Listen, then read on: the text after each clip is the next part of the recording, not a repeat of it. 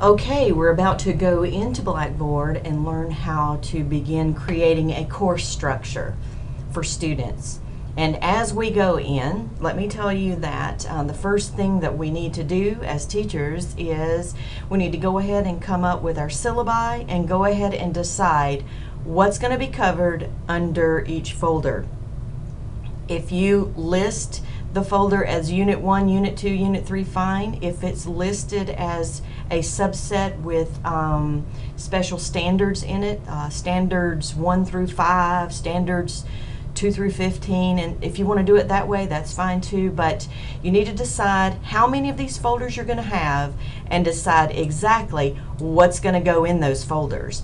You need to do that on paper right out front, because if you try to do it on the fly, I can tell you from experience that it seems like the right thing to do because you're excited about the technology, let's dig in there, but the fact of the matter is it will take you twice as long to do it on the fly.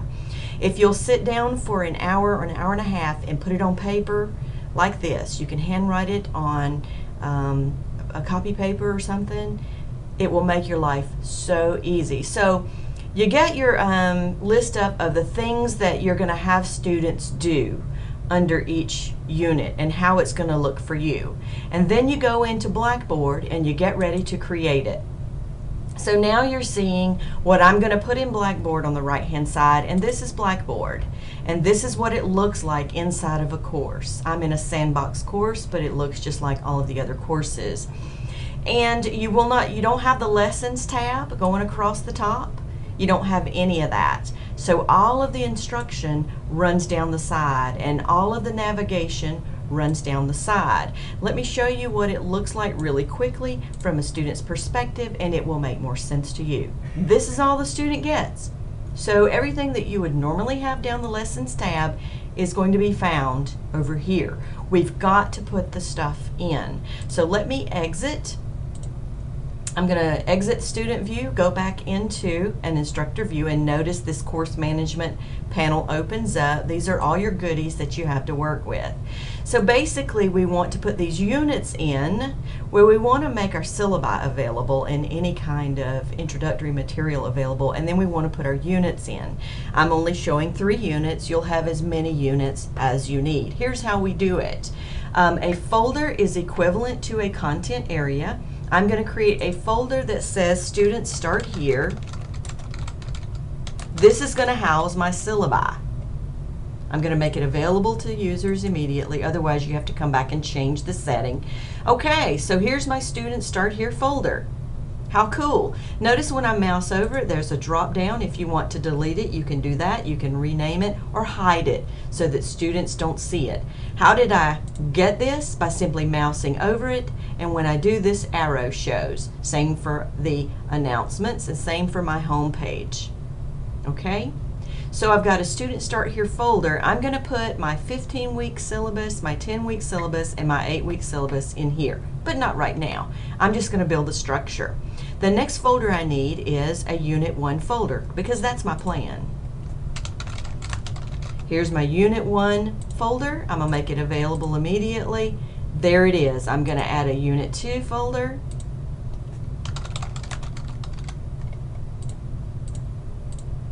And a Unit 3 folder.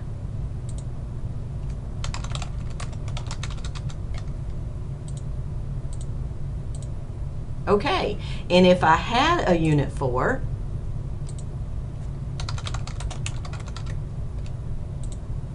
and if I had a Unit 5,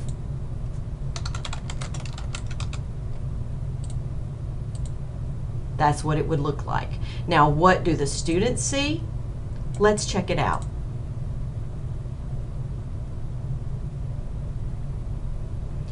Apparently I didn't make them available. Or maybe I have dates set. Let me go in and look.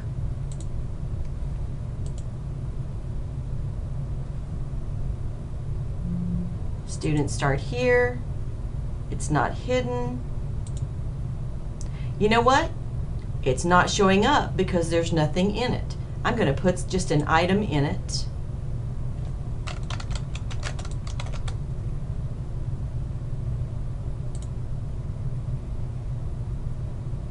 So Unit 1 now has an item in it. Unit 2, I'm going to put an item.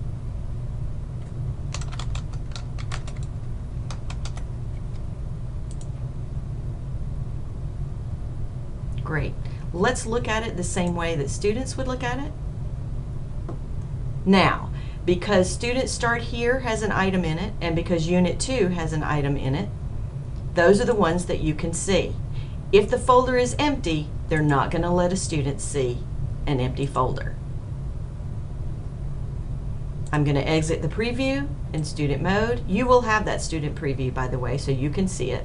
I'm going to go into Unit 1. I'm going to add another item.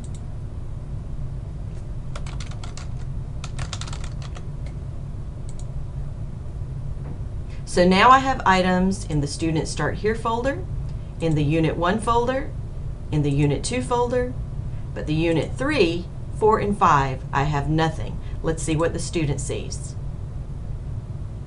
You can see all 3 of those units because they have things in them. Now you can also set these things to a timer. They can manually turn on, manually turn off. There are lots of options. But for now, for the basics, I'm just showing you how to create them. I'm going to exit preview as a student. Okay, so as an instructor, I have all of these things set up. And when I put something in one of my folders, students can see the folder, unless I choose to manually hide it. If I choose to manually hide it, notice that mark.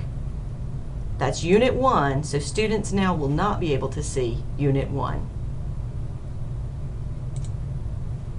These are the basics for creating the initial folders that you put down the side that students will see. And that completes this video.